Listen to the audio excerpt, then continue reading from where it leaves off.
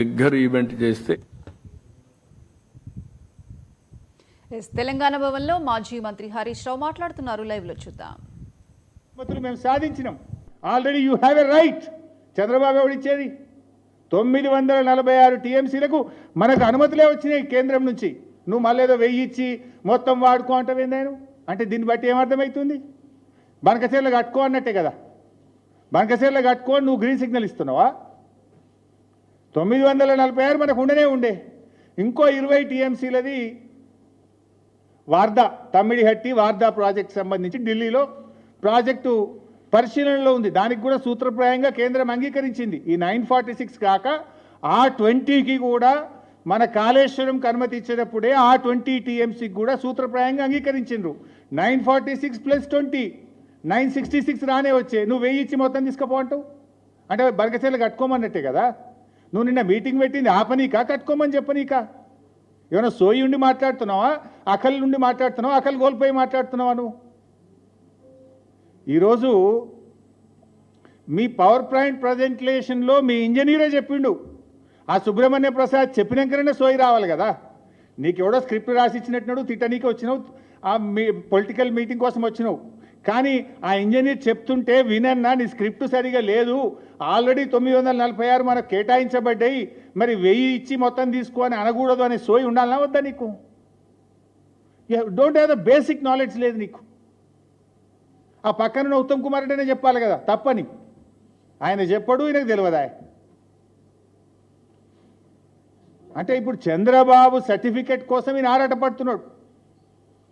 అయినా నీళ్ళు చంద్రబాబు ఎవరండి ఇవ్వడానికి? చట్టబద్ధ సంస్థలు లేవా నీకు? నీ గోదావరి నది పరివాహక ప్రాంతం లేదా? నీ రైట్ లేదా? అడుక్కోవాల్సిన బతికేంది నువ్వు? ఇంకెంతకాలం చంద్రబాబు మీద ఆధారపడి బతుకుతావు?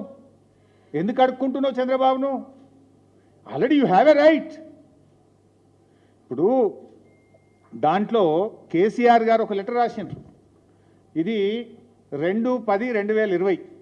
ఇది కేంద్ర జలవనరుల శాఖ మంత్రి షెకావత్ గారికి ఇది పెట్టు బాబు. కేసీఆర్ గారు రాసిన లెటర్ ఇది. ఇది official document. As a chief minister union water resource మినిస్టర్కు కేసీఆర్ గారు రాసిన లెటర్. దీంట్లో I read out the page number 13.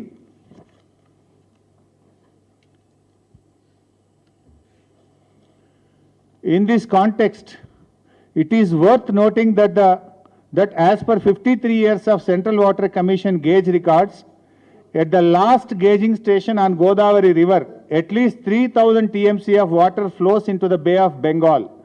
After the utilization of both the states of Telangana and Andhra Pradesh, the erstwhile state of Andhra Pradesh itself had allocated 65.13% of Godavari waters to Telangana region. The 3000 TMC of water flowing into the sea annually can also be used on pro rata basis. Based on the total water requirement for irrigation, industry and drinking water, Telangana will use 1950 TMC water per year in comparison to the present allocation of 967.15 TMC. The additional water will be required for meeting the water requirements of more than 1 crore population of mega metro city of Hyderabad, which also has 35 to 40 lakh migrant workers. The needs of Hyderabad city are growing due to the expansion of IT and pharma industries and the growth of its urban agglomerations. I request you to include the allocation of water issue raised in this